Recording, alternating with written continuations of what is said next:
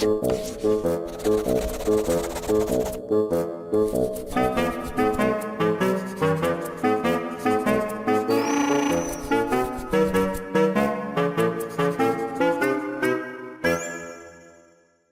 right. Obviously, today is the first class. Usually, we don't like to talk a lot of stuff on the first class, but however, in order to understand metabolism, I do want to go over and review a little bit about basically chemistry and some of the stuff that we talked about last semester. Okay, so some of this material you will find very familiar. If you don't find it familiar, you should. Okay. All right. So today is lecture 1, and we're going to be doing a very brief introduction to metabolism. I'm sure you all know what metabolism is, right? It's how you degrade your food and use your food to synthesize whatever you want to synthesize, right? But basically, this course is aimed for you to be able to understand the major biochemical processes. Sorry, not biochemicals. Okay, biochemical processes that occur in biology. Okay, in particular, we will focus on the biological energy generation and storage. Okay, so how do you generate energy? And we'll also be talking about biochemical synthesis and degradation of biomolecules, things that we talked about last semester about sugars, lipids, amino acids, and nucleic acids. Okay, so this course is going to be about how do we make these sugars and how do we make these lipids, amino acids, okay? And also how to get energy out of these things, right? So we're going to be talking about metabolism. So metabolism is the study of chemical reactions and their regulations inside the cell. Okay, so I'm sure you saw this description the last class of last semester. And essentially what we want to be able to do is to transfer this knowledge from me to you. Okay, but obviously that's not going to happen. So we're going to focus on some of the key reactions and some of the key pathways that are important to the entire metabolic map. This is the central metabolism that we'll be talking about. We can break it down into different levels, kind of, where we have the polymers of biomacromolecules. You can see proteins, nucleic acids, polysaccharides, lipids. And then we can break these things down into their monomers like amino acids, nucleic acids, and monosaccharides, and glycerol and fatty acids. Okay? And then what will be new to you guys will be actually this, okay, the central metabolites. Okay? And by metabolites, all I mean is that they are just some kind of chemicals that are inside of your cells. Okay? They're just chemicals. Right? So metabolites are just chemicals inside of your cells, right? This is the course syllabus or the course outline. First part of the course is probably the most important part of the class, okay? If you don't get this, we have a serious issue, okay?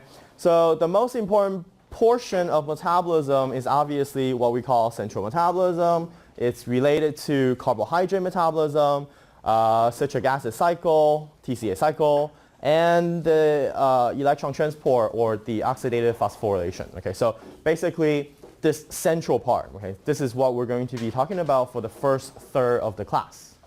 Okay, first third, we're going to be talking about this, okay, and everything that happens in this, right? Second third, before the second exam, we will be talking about photosynthesis, okay, that's very important. How plants or algae or cyanobacteria, they are able to utilize solar energy or light energy to convert that kind of light energy into chemical energy. This is what we'll be talking about. And then we'll be spending a lot of time on lipids, okay? Lipid metabolism, fatty acids, okay? Things like that.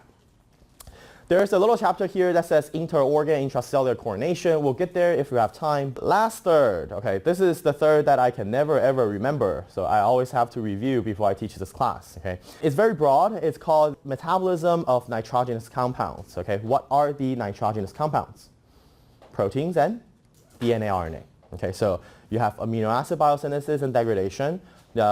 DNA, RNA, biosynthesis, and degradation, okay? And then also we'll be talking about a process that's very important, especially to animals. It's called urea cycle, okay? For example, your diet, okay, so you guys, we're humans, we eat all kinds of stuff. Let's say you go on a high protein diet, Okay? So you eat a lot of proteins. And proteins get degraded into what? Amino acids, okay? And amino acids, as the name suggests, it has a amino group, okay? And as we degrade amino acids, we will liberate ammonia, okay?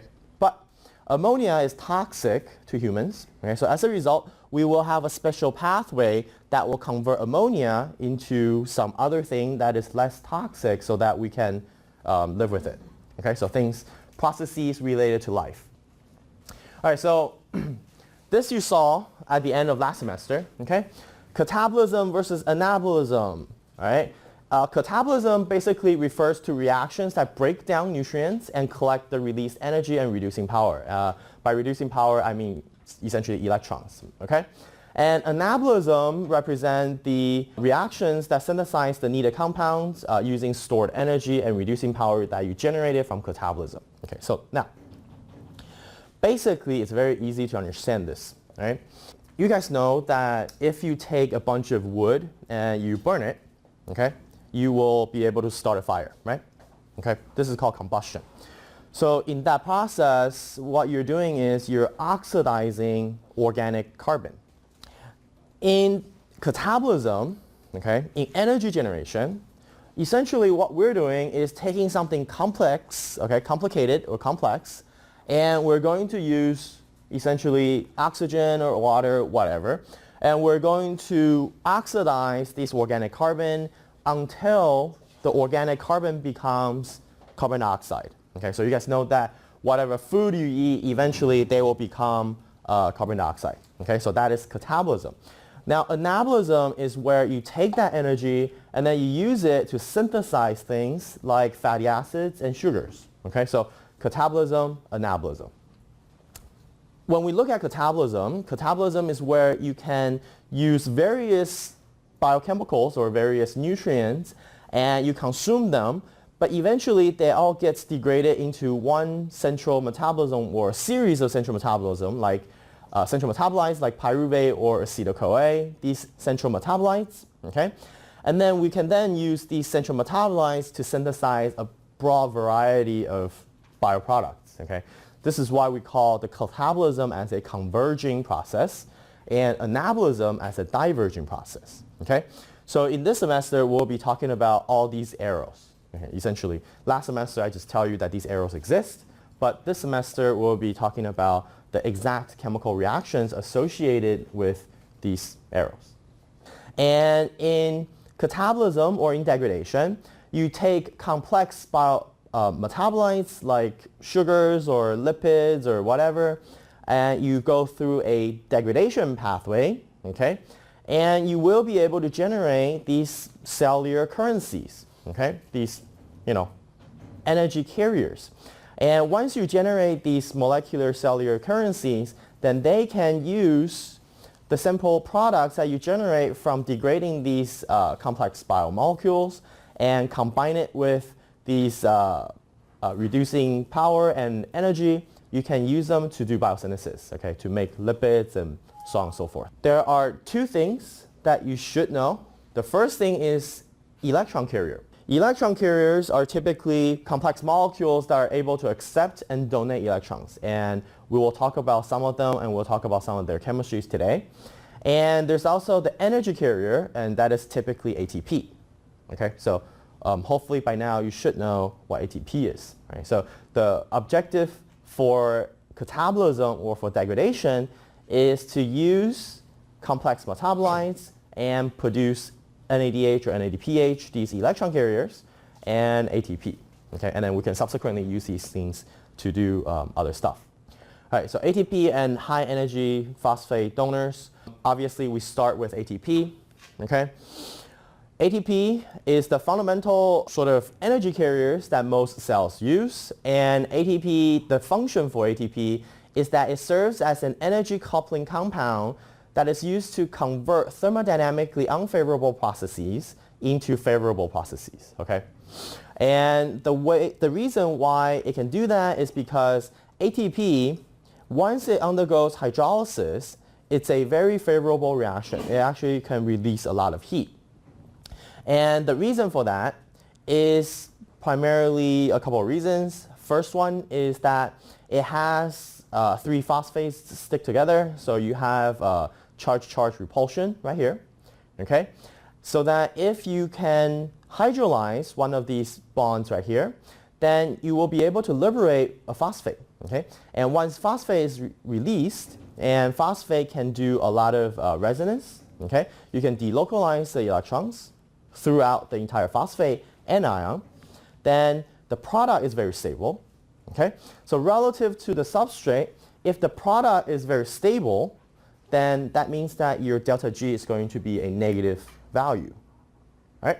So this is ATP. So the hydrolysis of ATP, it generates about minus 30 kilojoules per mole of energy, and this is just the reaction diagram for ATP hydrolysis.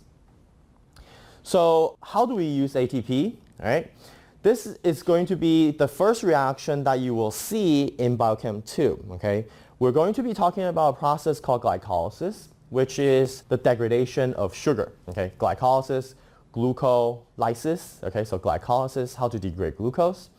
The first reaction of glycolysis is to actually activate glucose into this molecule called glucose 6-phosphate, right? But if you look at the reaction, you take glucose and you put a phosphate on it, and it becomes glucose 6-phosphate. However, if you look at the energy, it's going to be about plus 14 kilojoules per mole. Not a very thermodynamically favorable reaction, right? You can change this delta G inside the cell by increasing more glucose, but that's hard to do. Okay, so evolution has figured a way out. That is by adding the ATP hydrolysis energy to this entire equation, okay? And the resulting is that you use an enzyme called hexyl kinase or glucose kinase, right? You can then use that enzyme and directly take ATP and put the phosphate on ATP onto glucose, and you will be able to generate glucose 6-phosphate. And the overall reaction now then becomes minus 17 kilojoules per mole, okay? So ATP then essentially changed the thermodynamics of the original reaction. Okay, so this is the function of ATP, right? It's to couple with some kind of reaction that is thermodynamically unfavorable, and you can make it thermodynamically favorable. Okay, so this is the function of ATP, right? ATP is not the only phosphate donor or high potential phosphate donors. This is a list of some common high energy phosphates that you will see inside the cell. We have ATP somewhere in the middle, okay? And we just saw glucose 6-phosphate. So it turns out glucose 6-phosphate, if you hydrolyze this phosphate, you can also generate that energy back, all right? But ATP gives you minus 30.5 kilojoules per mole of energy.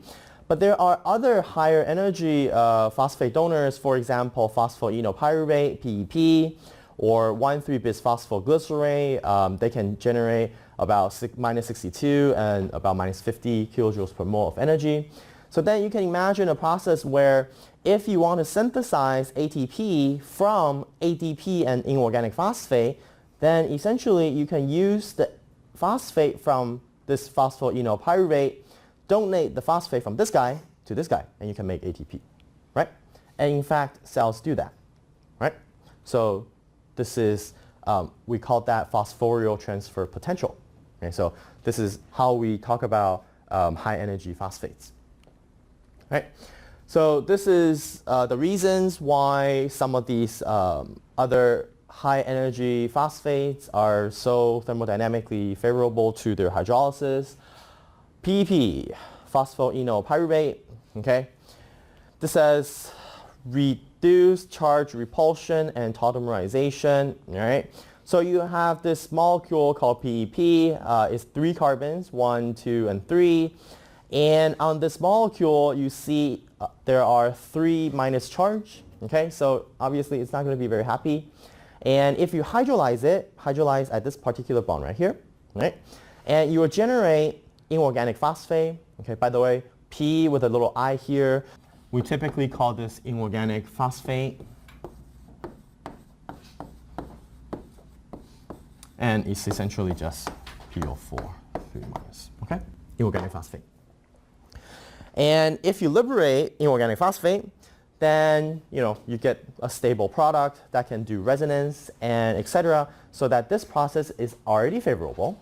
Now, after you generate this hydrolysis product, you have pyruvate, but in the enol form. Okay, why it's called enol? Because when you do a hydrolysis, this phosphate leaves, and then this becomes OH. Okay, becomes some alcohol. This is an alcohol, and you have an alkene here, so it's alkene, alcohol, enol. Okay, this is enol, and enol can do this special thing called enol-ketyl tautomerization, where your pyruvate, the enol form, can then becomes the pyruvate, the keto form. Okay, this is very favorable. Okay, so you learned it in organic chemistry, where enol-ketyl tautomerization typically favors the keto configuration, or right? Okay, and you'll see that because of this tautomerization, you can generate a large amount of energy of minus 62 kilojoule per mole if you hydrolyze PEP. Okay, PEP is one of the highest phosphate donor that you have, one of them. Let's look at another example. This is 1,3-bisphosphoglycerate. I'm going to take a little bit of time to sort of show you the name. So in biochemistry, in Biochem 2, okay, one of the hardest things for you guys to learn is actually the names of these metabolites. Okay. I know you spend a lot of time in organic chemistry learning about the IUPAC naming, right? If it's like 4 carbons, you call it butane something, right? But in biochemistry, biochem was sort of studied by biochemists, not by chemists, okay? So they like to have their own naming. Right? And it's not a system. We call these common names. So let's take a look at this particular example, okay? 1,3-bisphosphoglycerate. I want you guys to be able to develop a ability to look at this guy and sort of at least guess what the structure will be like, okay? So glycerate,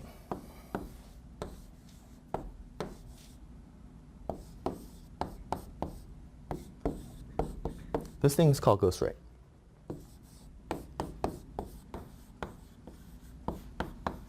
Yeah, this thing is called glycerate. 1,3-bisphospho, so 1,3-bisphospho. Okay. Bis bi, right? That means it has 2 phosphates, okay? 2 phosphate. 2 phosphate groups attached to glycerate. Where? 1 and 3, okay? So which will be carbon 1 if you look at this molecule right here? Carbon 1. Come on, you don't have 2 choices 哦，你只有2个选择哦。啊，要么这边，要么这边哦。OK， 哎，不要跟我说这边哦。Right, I mean, makes sense, right? It's a linear molecule. So if there's 1 and 3, and it's going to be this with this, right? So which one is carbon 1? The acid or the alcohol? Acid. Okay, thank you. Okay. Somebody is paying attention in organic chemistry. 2 and 3, right? But for this molecule, it doesn't really matter. So, and this guy becomes 2 minus. Okay, so 1,3-bisphosphoglycerate. Right? So try as we go through this class, anytime you see something new, try to understand the names. Or if you don't understand the names, or you want me to sort of explain where the name comes from, let me know. There are some names that I just cannot explain why it's called that. For example, why is glycerate called glycerate? So 1,3-bisphosphoglycerate, you do a hydrolysis. Okay, so you have 1 phosphate here, 1 phosphate here. You do hydrolysis, and turns out you first get rid of the acid, the phosphate that's attached to the acid, so the phosphoester.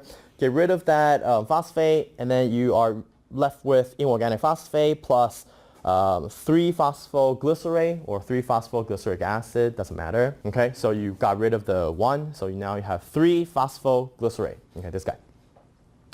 Obviously, you can tell that from this first hydrolysis step, what you have done is you did a reduced charge repulsion, right?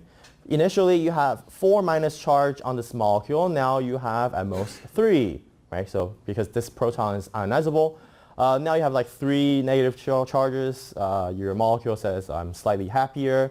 And then in addition, your phosphate can do resonance. So your products are more stable than your reactant. Therefore, this is thermodynamically favorable. And then this is where it gets kind of cool.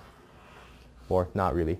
You have this acid, and when organic acid do its ionization, deprotonation of this guy, and it generates this N-ion form of the organic acid, and this guy has a resonance stabilization because the double bond can be on this guy or on this guy, okay? So it can sort of hop. And because of that, this acid is very stable, right? So overall, you have a stable product, stable products, okay? So this guy is stable, and phosphate is also very stable. So that makes this whole thing a very thermodynamically favorable process. Make sense? One last thing about this type of energy carrier, turns out it's acetyl-CoA, okay? Acetyl-CoA, you will see a lot in this class, okay? And what this is, it's an acetyl group, all right? So this thing is called acetyl group, and this acetyl group is being carried by this molecule called coenzyme A. Okay? CoA is a molecule that carries the acetyl group, okay, with acetyl moiety. And essentially this S here is a sulfur, okay, so this is the thiol ester, okay, so it's a sulfur ester. And when you hydrolyze this sulfur ester or the thiol ester, you will generate acetic acid, and because acetic acid can do ionization, resonance stabilization, therefore, this thing is also very favorable, okay? So the net reaction, acetyl-CoA plus water gives you acetate plus CoA. Delta G standard, it's about minus 31.4, okay? So that's favorable. And what you should notice is that this process has a similar delta G prime knot of hydrolysis as ATP, okay? That's interesting. So it turns out in a lot of bacteria, okay, especially bacteria that grow at anaerobic conditions, okay, they will use this mechanism as a way to synthesize ATP, all right? And the way they do that is they can take acetyl-CoA and do a, ester swapping, essentially. You swap out the thiol ester with a phosphoester, so you generate acetophosphate, okay? And then you take acetophosphate, you use an enzyme called acetate kinase. Okay, remember I said kinase is an enzyme that uses ATP. Remember that from last semester? Acetate kinase, you take acetophosphate to acetate, and then it can liberate ATP. Right? So this mechanism is actually used by things like E. coli or things like Clostridium, especially under anaerobic condition. Right? Anaerobic condition, that means that you do not have respiration. Anaerobic 有没有听得懂什么意思？厌氧条件 ，OK， 厌氧情况 condition， 就是在没有氧气的情况下呢，你没有办法做呼吸作用，right？ 你没有办法做 respiration。那因为你没有办法做 respiration， 所以你 energy 的 generation， 我们大概第5周的时候会看到，你没有 O2 的时候，你的 respiration chain 会被 inhibit 掉 ，OK， 就你没有 O2。那你在没有 oxygen 的情况下呢，你需要有别的 mechanism 来 generate ATP， 不然的话你的 organism 会挂掉 ，right？ So this is a very good process for making ATP. Okay? Alright, so we're good with that. So this is acetyl-CoA. This is the only time you ever see the whole structure of acetyl-CoA in this class because it really doesn't matter. Okay? This is acetyl-CoA. This part is the acetyl. This part is the CoA. Okay? CoA is a very large molecule. The molecular weight for CoA is about 800 grams per mole. Right? So it's a pretty large molecule. And, you don't have to really know the structure of CoA because the only thing that matters is really the sulfur. It's a thiol, okay? It's a RSH. But you do have to know that CoA is a carrier for acetyl group or what we call acyl groups.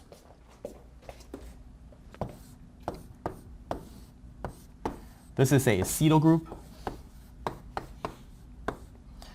Or broadly speaking, we can say this thing is called a acyl group. Okay? So CoA specializes at carrying these molecules. Okay, so they bring these things and then they can donate them to something else. Okay? Any questions on high energy phosphate carriers and how these things are able to generate energy? Okay? Just always remember, you know, this is chemistry, right? So if you look at a reaction and when the product is more stable than the substrate or than the reactant, then you have a thermodynamically favorable process. Okay, that's the bottom line. All right? And ATP by itself, it's not a super stable thing, you know, because the hydrolysis product of ATP is more stable than ATP. Therefore, you can use ATP to sort of drive reactions. Oxidation reduction. All right. Redox. Redox is like the chemistry that I hated the most in high school because it's one of those things where, you know, back in high school you learn about, you know, that battery thing with zinc and this other metal thingy, and then you try to understand the flow of electrons, right? That was kind of hard. But in biochemistry, it's going to be super easy, right, in terms of oxidation reduction. And there are two reasons. First reason I'll let you know right now is that the more oxygen you see on your molecule, that means that it's more oxidized, okay? Oxygen, oxidized, right? So if I give you like 5 molecules and I want you to compare which one is the most oxidized, you should be able to answer that, okay? If you can't, I don't know what I'm going to say, okay? 好吗? All right, so let's take a very brief look at a very simple, the simplest molecule that you have is 1 carbon molecule, and we look at their oxidation and reduction, okay? So you start with methane. Methane is natural gas, all right? So it's the thing that, you know, you fart and you generate. Just kidding. Okay. If you oxidize methane, you can get methanol, industrial alcohol, 假酒啊，不要喝到这个好不好? Methanol can then be oxidized to make formaldehyde. Formaldehyde can be oxidized to make formate. Formate can be oxidized to CO2. Okay? Now, using a common sense, can we burn methane? Can we use methane to start a fire? Yes, we can. Okay? Methane is combustible. Can we burn methanol?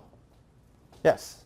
If you are working in a lab and use the hood, you have a methanol lamp. Okay? Even though in our lab we usually just use ethanol lamp, but you can use methanol. It's cheaper. Can you burn formaldehyde? What do you think? You think yes? Yes? Anybody saw a formaldehyde bottle in their lab and it has like a sign that says danger? Right? It's combustible, and in addition it's also very toxic. Okay? Formaldehyde is very toxic. Formic acid? What do you think? Turns out yes. Okay, so you can also burn formic acid. If it's pure formic acid, you can burn it. Right? CO2? No. Okay, CO2 is biologically inert. Okay, basically CO2 no longer has any energy that biology or cells can utilize. Okay, so CO2 is sort of the terminal waste product that we generate. Right? So you can get energy from methane, methanol, formaldehyde, formate, but you cannot get energy from CO2. So from a very simple description of can you burn these things, that immediately tells you that if we are talking about energy stored in chemicals, okay, because burning fire releases energy, right? Essentially, what does that tell you? That oxidation releases energy, right? Okay? So oxidation releases energy. So if you want to get energy out of organic carbon, like glucose or other organic carbon, you have to oxidize it. Okay, so that's the fundamental basis for metabolism, at least energy metabolism. Right? Something like that. Right? Anybody familiar with this molecule called NAD or NADP? Right. So NAD and NADP are energy or redox energy currencies. Redox, short for reduction and oxidation. Redox. Okay. Redox. Okay. Oxidation reduction reactions. Redox.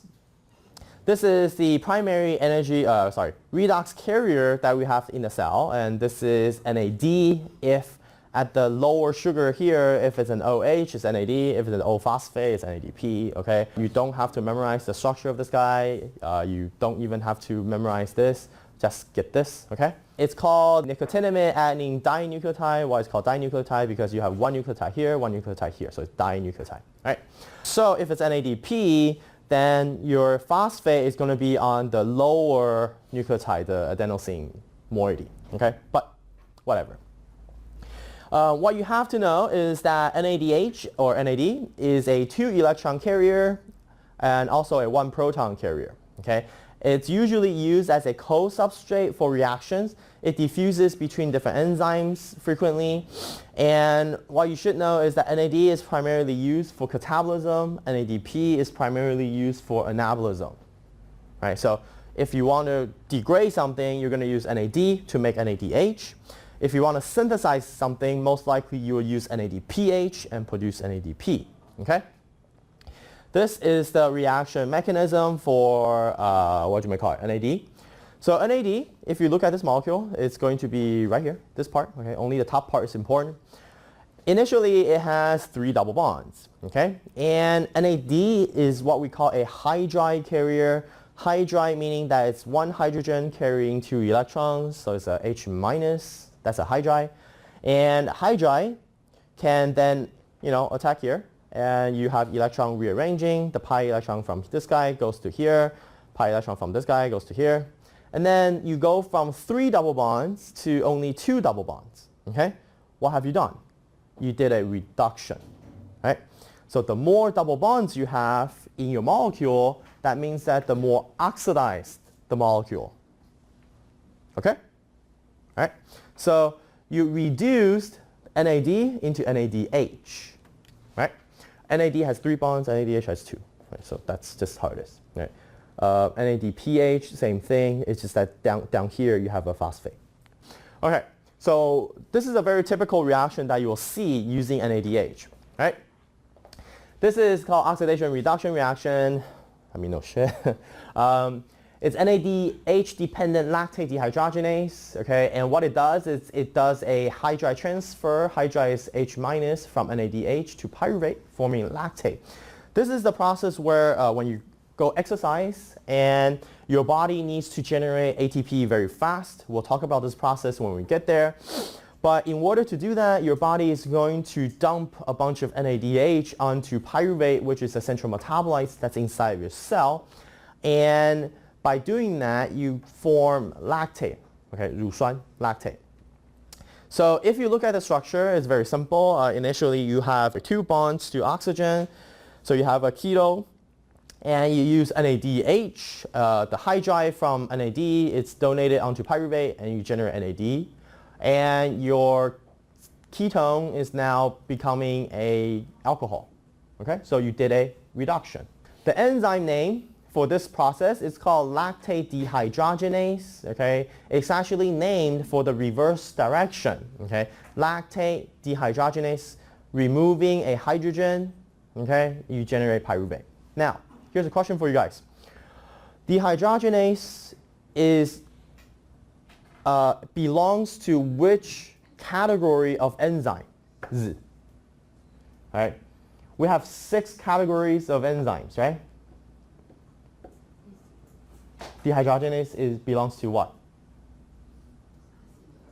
Oxidoreductase. Oh wow, 还记得哦，这么厉害。Okay, so dehydrogenase belongs to oxidoreductase. Right? So what are the 6 classes of enzymes or the 6 categories of enzymes? Anyone remember?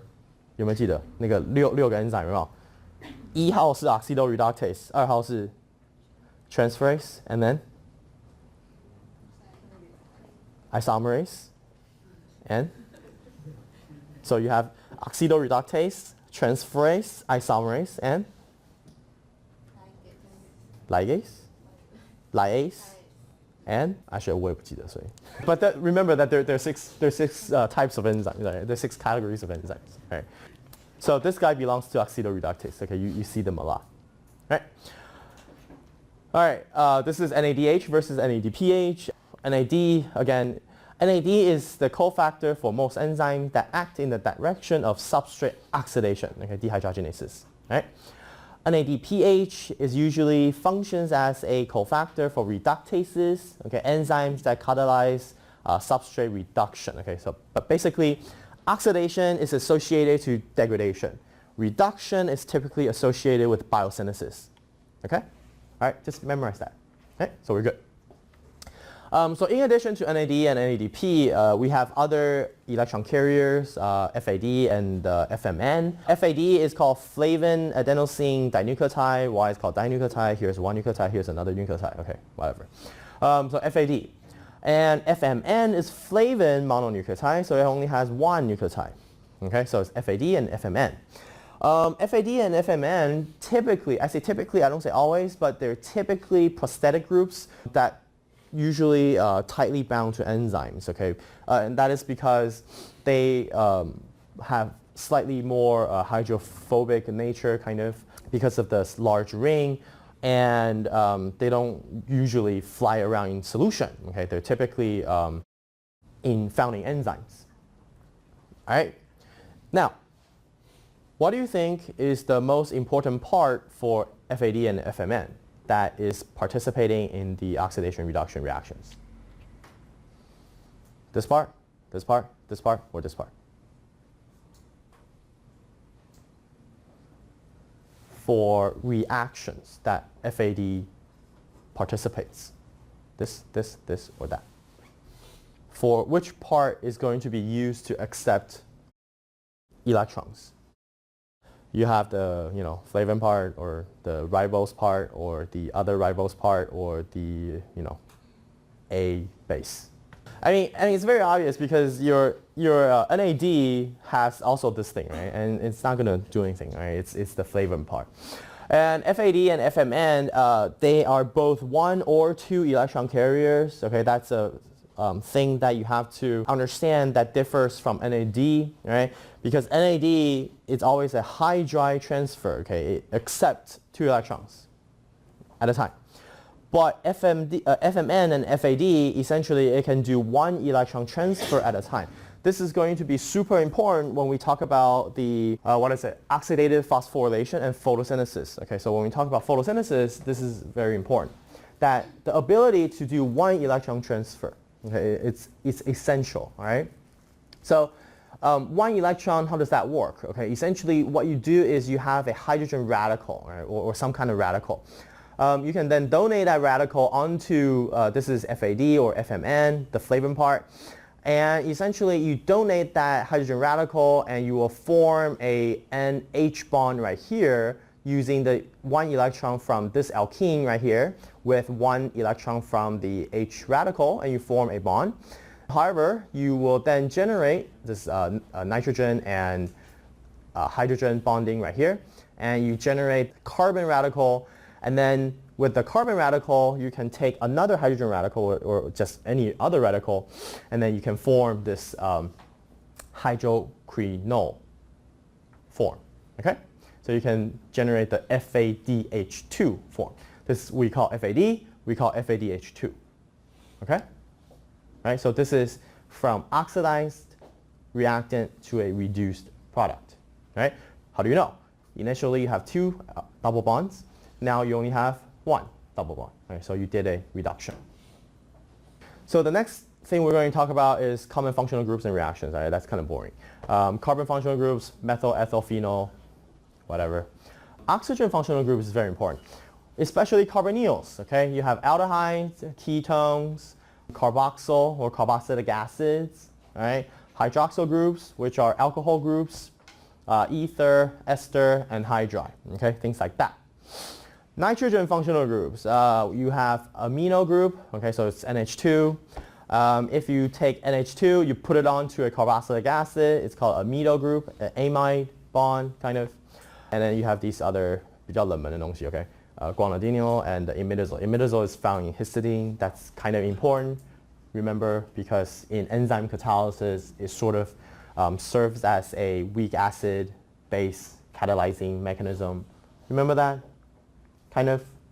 Why? Because it has a special proton that has a pKa around like 6. Okay, so it can do protonation, deprotonation, that kind of stuff.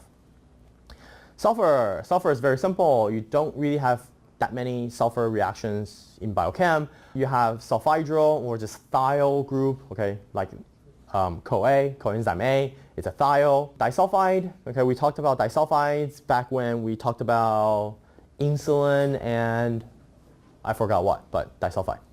Thioester, okay, it's a thiol attached to a carboxylic acid. Therefore, you generate thiol ester, okay, so it's not a normal ester, it's a thiol ester. Phosphor functional group, you have phosphoryl, so it's just an alcohol, but instead of H, you have phosphate.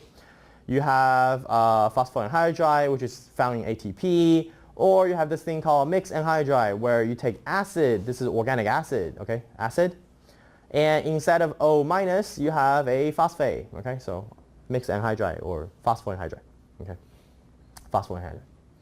All right, in biochem, especially for metabolism, carbonyls turns out to be the most important, okay, which is why, the way we arrange your curriculum is kind of crazy, where 你上有机的时候，有机2跟生化1是同时上，这其实有点头痛，因为有机2才会教 carbonyl 的 chemistry， 对不对 ？Pretty much 啦 ，OK detail， but 在 biochemistry 里面 carbonyl 是非常重要的一个 type of functional group，OK，and I'll show you why.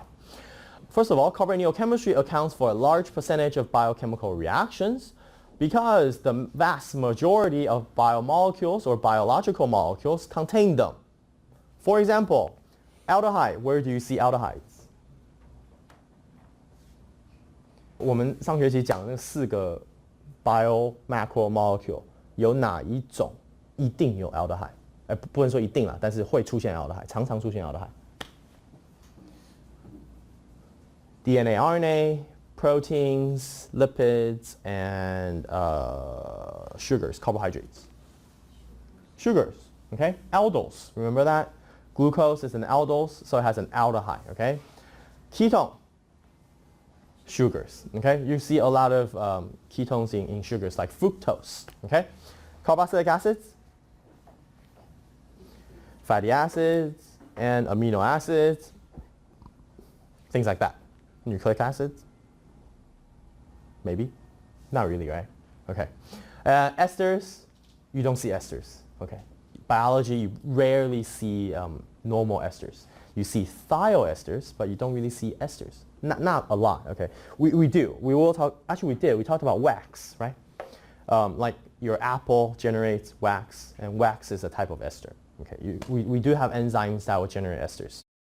So carbonyl molecules or carbonyl chemistry, again, we deal a lot with carbonyls. That is because they happen a lot in biochemistry. Okay? There's almost everywhere. Most of these chemistry of carbonyl groups involve nucleophiles and electrophiles. Okay? So again, if you find these two words very annoying, like you would back in organic chemistry, that's just how it is. Okay? Now, common electrophiles, okay? Obviously, your carbonyl center is an electrophile. Why?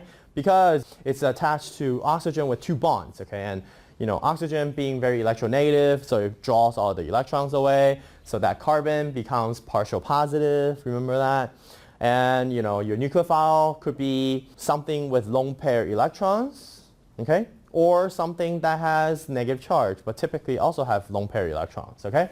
And they can attack the carbonyl center and the electrons go there, okay? You can also do nucleophilic attack with protonated imines, okay? Imines are essentially same thing as carbonyl, okay? You have a C carbon double bond nitrogen, okay? Protonated imine, nucleophilic attack right here, and then the bond pop over here to the nitrogen, same thing.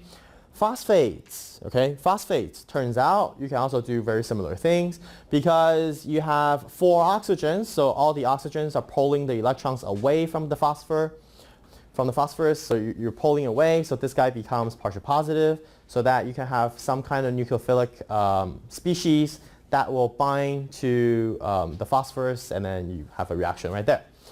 Or simply, you can have a proton, okay? Let's say you have a nucleophile, OH minus.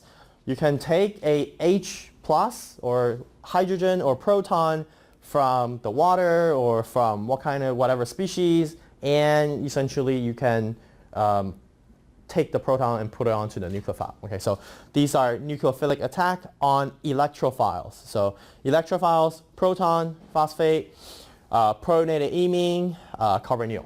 These are common, what you may call it. These are common electrophiles. Okay, and then you have nucleophiles. Okay, nucleophiles. These are the common nucleophiles: alkoxide, alcohol, oxide. So alkoxide, carboxylate.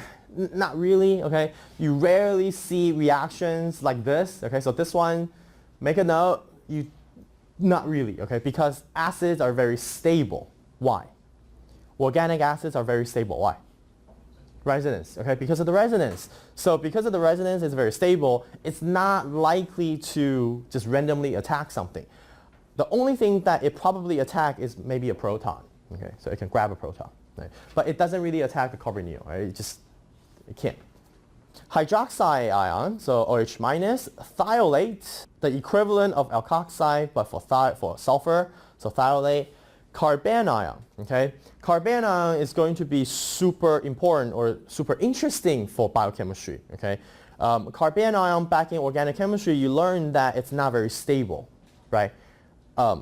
Carbon does not like to have an extra electron on it.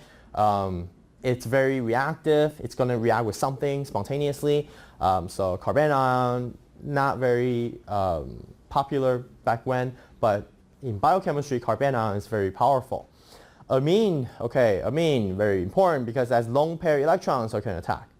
Imidazole, okay, imidazole lone pair can grab a proton. Typically, it only grabs proton. It doesn't really grab anything else. Typically, only protons. Okay, so these are common nucleophiles, common electrophiles. Okay, we're good. Nucleophiles attack other people. 所以 arrow 那个箭头 always 是从这个 nucleophile 飞出去。Okay, and then electrophiles are the ones that accepting the electron. And when they attack something else, you form a covalent bond. Okay, you form a covalent bond. Okay, so back talking about our favorite mechanism, oxyanion. Do you guys remember where we saw oxyanion formation? All right, it's called chymotrypsin. Okay, it's called chymotrypsin. Right? Remember, chymotrypsin has a mechanism where you have a polypeptide, that has a phenyl group. We have the hydrophobic pocket, right? And then the hydrophobic gets in, and then you have like electrons flying around. And then in the middle, you generate this oxyanion intermediate, right? And it's stabilized by oxyanion hole, right? Yes? Right? And remember that oxyanion hole has what that stabilizes the oxyanion? Obviously, it's going to be a polar hydrogen, right? Yeah, it's going to be polar, right? So do you guys remember the hydrogen is on what? Okay. 选择题好不好？来咯，来咯。You have a choice of hydrogen being on the nitrogen on the amino acid backbone. You have a choice of serine OH. You have a choice of tyrosine OH. And you have a choice of carboxylic acid. A 嘛，对不对？对啦，是 A 啦，是那个 Remember the oxyanion hole was like, remember somewhere we're gonna have like this thing is called serine protease, remember? So it's going to have a serine, and it's going to attach to this guy, and it's going to oxyanion, and then that's the chain, okay? So this is peptide, and this is also peptide, right? And then this is a serine, right? And then somewhere here, this is the oxyanion hole, right? This guy is the oxyanion hole somewhere here. And then remember that here is like a, this is the hydrophobic pocket.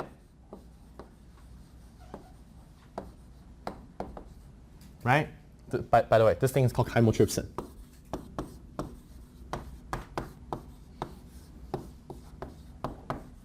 Okay, this guy is called chymotrypsin. Right? And I said the protons. Okay, turns out it's on the backbone. Your polypeptide backbone is always This is carbonyl, C alpha, remember? Yes? Alpha is going to attach to an R group. Okay? And what's C alpha attached to? What's the other thing? Alpha carbon for amino acid attached to 4 things. Carboxylate, amino acid, amino group, and what are the other 2? Hydrogen and? So, yeah, this is amino. Okay.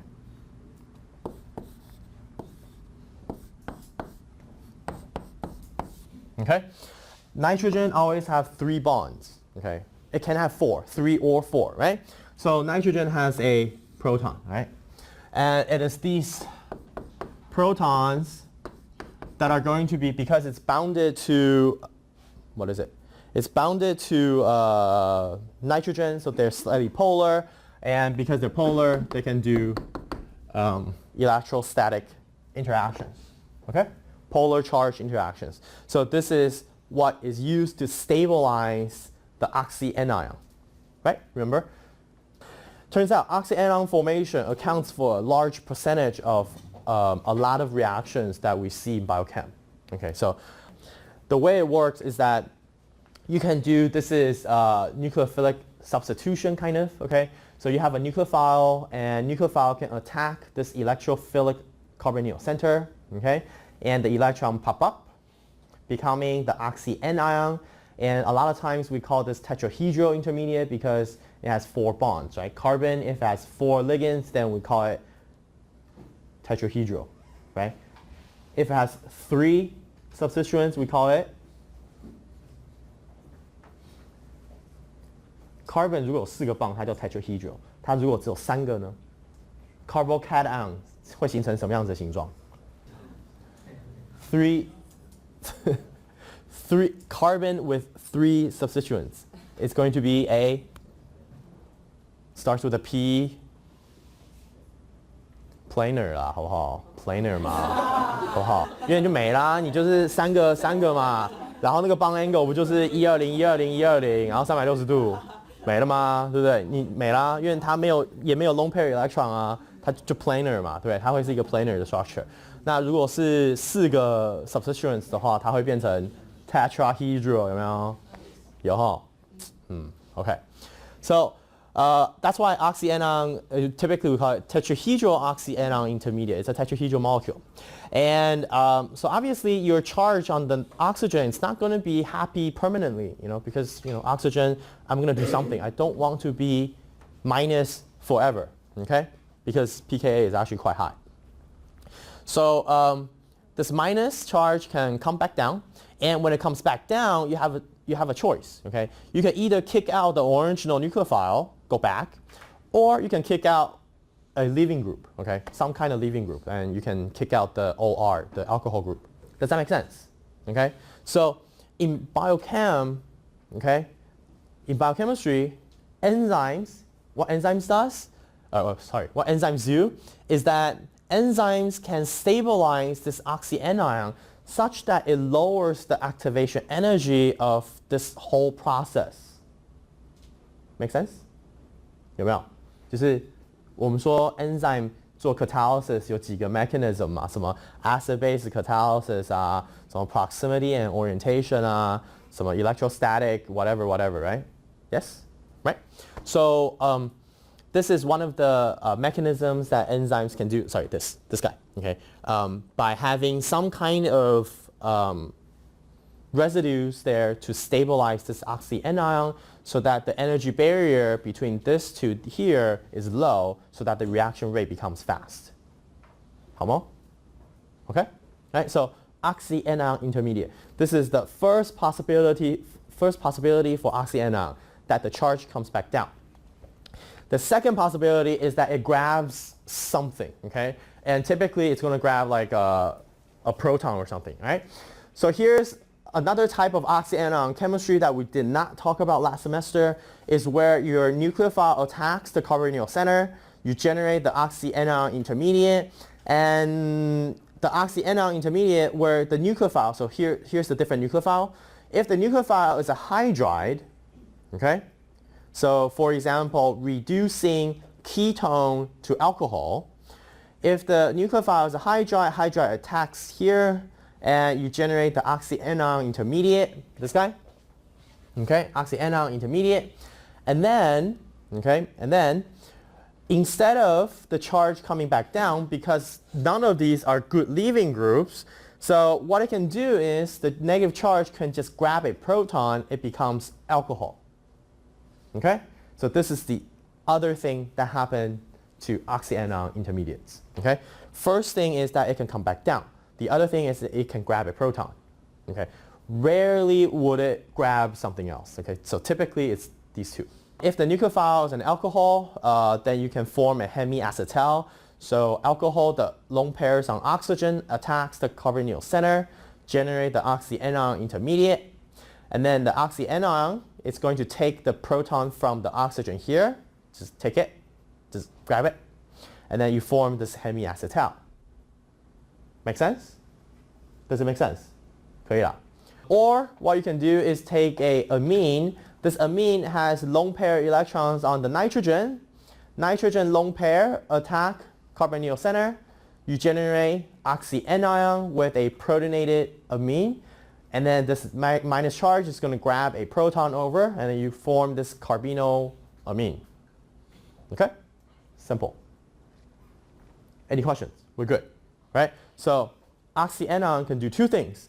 This thing or grabbing a proton. Okay? All right?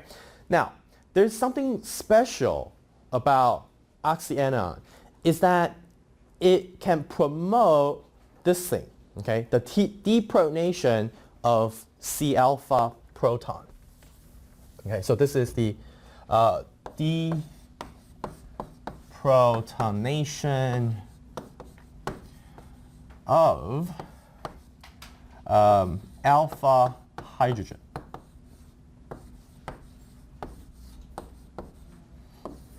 Okay, so the way it works is shown here. Okay, you have a carbonyl. Okay, you have a carbonyl center, and the alpha carbon next to the carbonyl, the carbon next to it is called alpha carbon, and then the one next to it is called beta. So alpha, beta, gamma, delta, blah blah blah. Okay, the alpha carbon here, if it has a proton, this proton is going to be weakly acidic. Okay, so the pKa is going to be not too high that you can pull it off. Right? So you can have a base that comes in and take this proton away, such that the electrons between this CH bond is going to go onto the C alpha. Okay, so electron will go from this bond, jump to C alpha, such that you form a carbanion. Okay, and like I said, carbanions are not very stable. But this is a special case because this carbanion can then donate its electron to form a new carbon-carbon bond, this pi bond right here. And the pi bond between CO is going to go onto oxygen, okay, so that you have a resonance stabilization. Okay. Because of this resonance stabilization, that's why this proton can be pulled off. Make sense? 有听懂我意思吗？有哈，这很重要哦。Okay. Right? Because you have a carbonyl here, and because carbonyl can form this oxyanion, okay, because of that, you have this resonance stabilization for this thing called the enolate. Okay, this thing is enolate because ene, this is alkene, and this is kind of like an alcohol, so this is enolate. Okay, enolate. Make sense? 这个东西叫 enolate 哦。Okay. Right? Because of that, your electron can delocalize. Right? And if electrons can delocalize, that means that this is stable. That means that this can be pulled off. Okay? A normal methyl hydrogen cannot be easily removed. Okay? This you have to understand. Typically, 一般来说 carbon 身上的 hydrogen 你没有办法直接拔下来。Right? 很难。但是这是一个 special case. Right? But this is so important because, why is this important?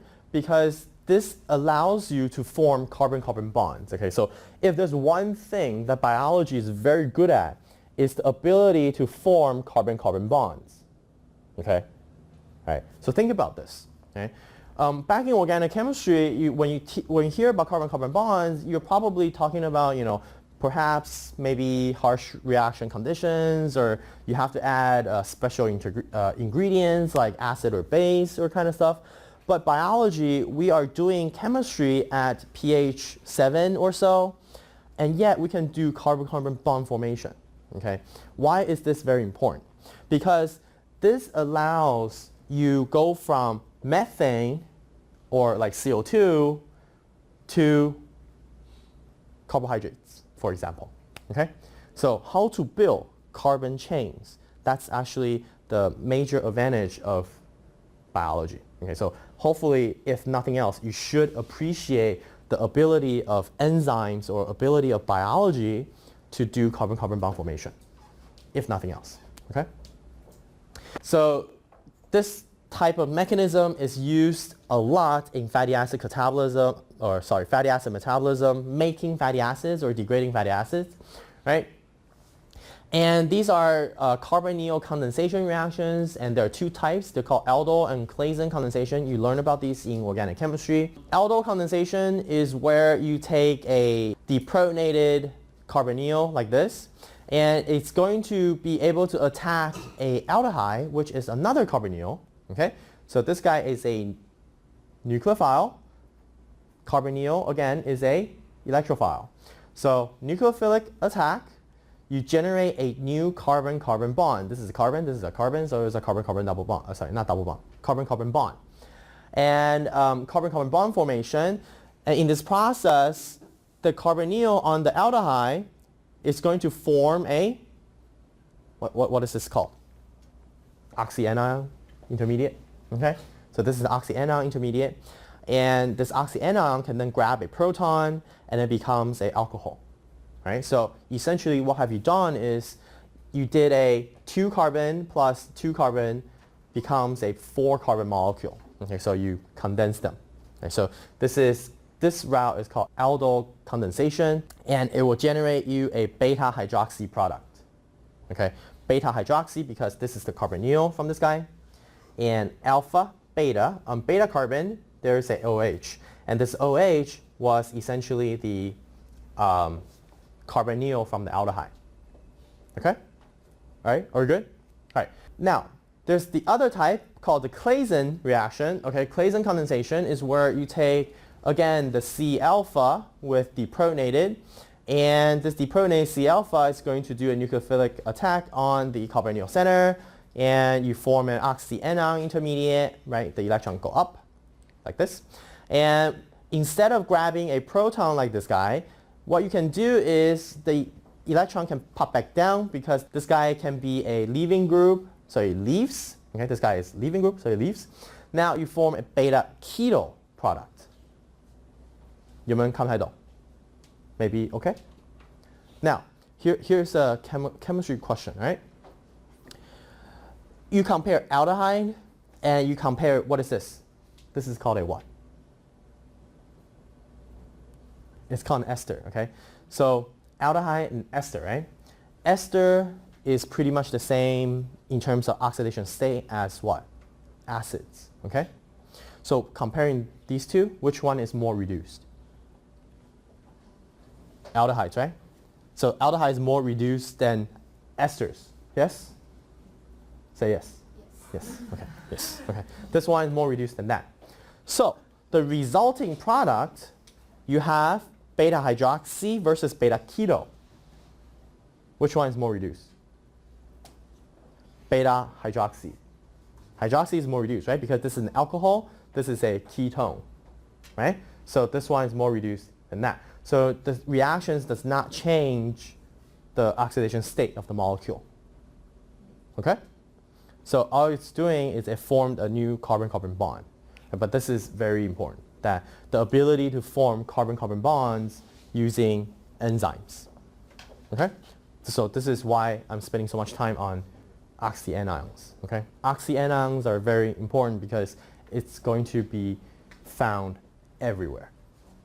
Now, common to biology or biochemistry, we have the dehydration of beta hydroxyl group. Okay? Why in particular I talk about beta hydroxyl group? Okay? because dehydration of beta hydroxyl group is a very common mechanism or common reaction, I should say, found in fatty acid biosynthesis, TCA cycle, amino acid biosynthesis. It's found like almost everywhere.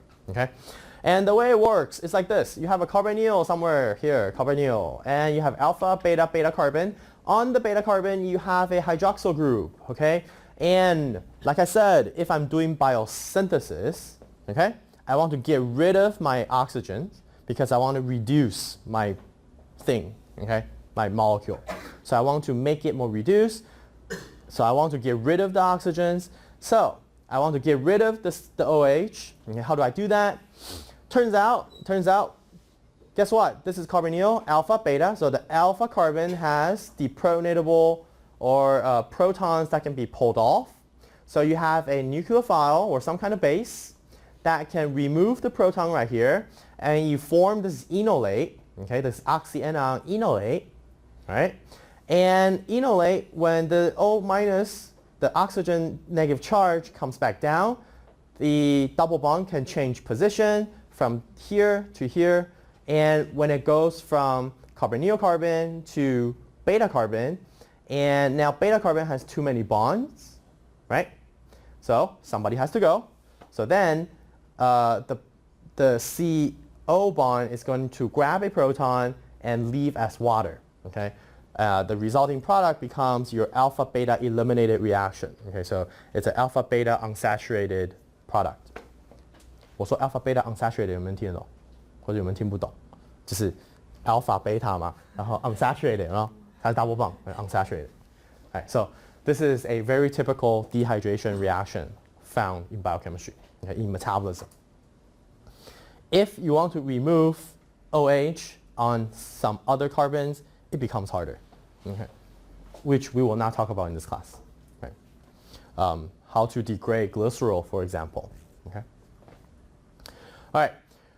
So this is sort of the summary kind of. Energy production in most cells involve the oxidation of fuel molecules, and fuel molecules are like glucose or lipids. And essentially, what you should always remember is that oxidation reduction or redox chemistry is the core of metabolism. Okay, I keep on stressing this point. Okay, basically, we are consuming energy and we are storing energy. Okay, so we're continuously doing oxidation and the reduction. Oxidation for generating energy, and for example, glucose. Oxidize it to CO2, right? That's oxidation. Okay, oxidation. We're oxidizing. Reduction is, let's say, I'm turning acetyl-CoA into fatty acids. Okay, I'm reducing things. So a lot of redox chemistry. Okay. All right. So in below, here's a very good example of redox. This is alcohol becoming a ketone, okay?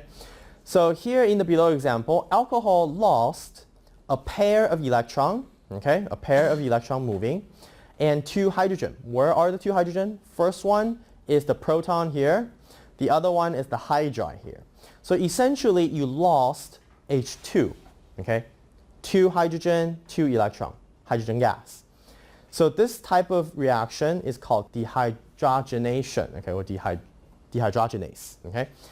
Hydrogen, right? So removing hydrogen, dehydrogenation. So you removed a hydrogen, H2. All right, so you pull off the proton, and the electrons will form a new bond between carbon and oxygen, and this CH bond is going to completely move to NAD, right?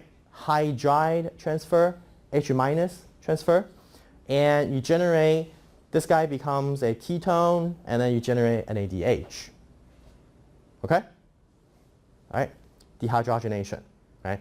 NADH is frequently called reducing cofactor, reducing equivalent, sometimes reducing power. Okay, so if you see any of these words, they mean the same thing. Reducing equivalent, reducing cofactor, reducing power. Same thing. Okay? 可以吗? It's just depending on who you talk to. Okay. All right. Very quickly review a little bit about pathway regulation. Please tell me which step is most likely to be regulated. Okay. Large delta G step does not mean positive large. Okay. It can be negative large too. Okay. So it's just absolute value of delta G being large. It's going to be regulated. Why? Because if a reaction is at equilibrium, you can't control nothing because, it's equilibrium, right? You can't control anything. You control, it's like this. You don't control, it's like this. You can't change anything, okay?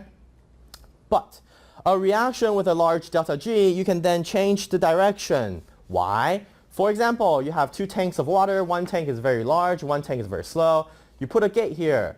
Removing this gate, water flows, okay? So you can direct your carbon flux, okay? You can decide what kind of reaction you want to do, okay? This is why a lot of pathways, okay, you will have a couple steps that have large delta G, okay? It could be positive or negative, whatever, typically negative, right? Positive delta G doesn't make sense. Typically large delta G, large negative delta G steps, reactions, will be controlled, okay? Controlled how? There are many, many ways, okay? There are transcriptional and translational level controls. Transcriptional level meaning you just don't make the mRNA for this gene.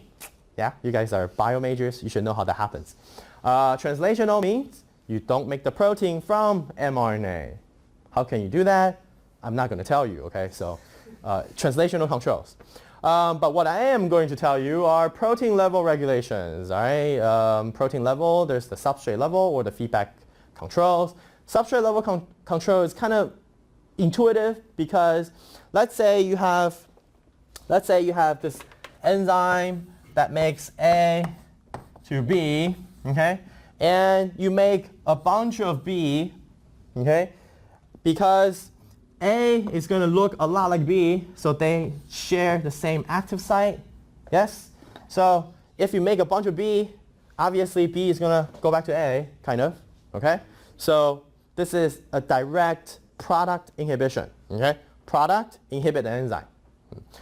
Feedback is where metabolites downstream of a pathway can inhibit upstream enzymes of the same metabolic pathway that looks like that. Let's say you have 5 metabolites, A, B, C, D, E. You want to take A, become E, all right? So by the time you produce metabolite E, okay, or chemical E, E no longer looks like A. Makes sense, okay? So it's not going to bind at the active site, okay? So instead, okay, it can bind to this other position called what? Allosteric, okay? It's going to bind to an allosteric inhibition site, okay? So let's say you don't want to have E anymore. Instead of inhibiting D, C, or B formation, D formation or C formation, you can just inhibit B formation, okay? Because there are pathways where C and D can't do anything else other than produce E, okay? 就是说 C 跟 D 没有别的 function 除了 produce E， 所以你要去关的话，你当然是直接从 B 就把它关掉，你就不需要去关后面，因为关后面的你还要浪费一大堆 carbon 在 C 跟 D 嘛， right？ 不需要，直接从前面关掉就好。Okay, allosteric regulations. Okay, thank you. Allosteric means that it's not in the active site. Okay, somewhere on the enzyme, somewhere. Okay, it can bind a particular molecule. Okay, if it binds, it can either inhibit or activate the enzyme by changing the shape of the enzyme. This is a complicated example. I bet none of you really studied last semester. Okay, this is a pathway from glutamine, blah blah blah blah blah, to produce pyrimidines. Okay, C, for example, and let's say today you have too much pyrimidine. You want to stop making pyrimidines. Then pyrimidine, for example CTP, can then come in and inhibit this enzyme such that you turn this off, you no longer make pyrimidines. Makes sense, okay? Give you another situation where you have pyrimidines, but you have a lot of purines, okay? But if you have a lot of purines, you want pyrimidines because otherwise you can't make your DNA. 对不对？因为你要 purine 跟 pyrimidine 同时要有嘛 ，OK？ So then what do? ATP is an activator for this enzyme because ATP is a purine. So purine, I have a lot of purine. So if I have a lot of ATP, I'm going to tell this enzyme to start making some CTP, for example. Okay? Make sense? So this is allosteric regulation. All right? Using the concentration of some other metabolite to change the on-off or the rate of a particular pathway. Okay? Make sense? All right. Enzyme regulations. I have like 5 minutes left. So these are what we call irreversible modifications, but they're not truly irreversible. They are covalent modifications that can permanently inhibit an enzyme. Okay? For example, you can do phosphorylation, use ATP and make your enzyme phosphorylated, enzyme's dead. Or you can put ADP ribose, okay, ribosylation. You put a DP onto this guy and this guy enzyme dead. Or you can do adenylation or acetylation. Okay, so there are different kinds of covalent modifications that you can do to an enzyme to sort of affect the enzyme's activity. Okay? Right? But they're not exactly permanent because if you can, for example, phosphorylate, you can dephosphorylate. Okay? Enzyme kinase is where you put phosphate onto enzyme, so it's called enzyme kinase. Alternative, so if you want to then reactivate the enzyme, you can use the enzyme phosphatase. By removing the phosphate, you regenerate the enzyme. Okay, so these are ways that you can control. Okay, control on and off of an enzyme. So this is not using, this is typically not using substrates or feedback inhibition. This is typically using another enzyme. Okay, so you need to have protein kinase and then phosphatase. Okay, so this is sort of using a regulation on a transcriptional or translational level. I am going to very quickly tell you what this slide means. Okay, it has a lot of writing on it. Find some time to look over it. Basically, it's saying that back when we want to understand the relationships between metabolism or how to generate a particular pathway, how do we know, okay, that these genes are in a pathway? Very simple. You knock out, by using genetic manipulations, you delete enzyme 3, for example. Delete enzyme 3. And if you see an accumulation of metabolite C in your culture broth, for example, if you grow E. coli, I knock out enzyme 3, and I see that my E. coli is going to produce a bunch of C, that tells me that the enzyme that I knocked out consumes C. 合理吧? Make sense? Okay. So this is how they, back when determine like enzymes participation in pathways. Right? Alright, so the very last thing that I'm going to show you is this is the overview of glycolysis. Okay? This is what we'll spend like almost a week on. So glycolysis, it's the degradation of glucose. Okay, so glucose comes in 10 reactions. You get to this central metabolite called pyruvate. Pyruvate is what I call the center of central metabolism. Okay, because pyruvate can go to almost everything. Okay, pyruvate can reversibly go to everything. Now, glycolysis is split into 2 phases. There's investment phase and a payoff phase. The investment phase is we have to spend ATP. Okay, we have to use ATP. Payoff phase is where we generate ATP and we generate NADH. Okay, so I will leave you with this today, and starting next week, we're going to be discussing the details of each reaction steps, including nasty mechanisms. So make sure you understand electrophiles, nucleophiles, electron movement. Okay? All right, we're good? All right. That's it.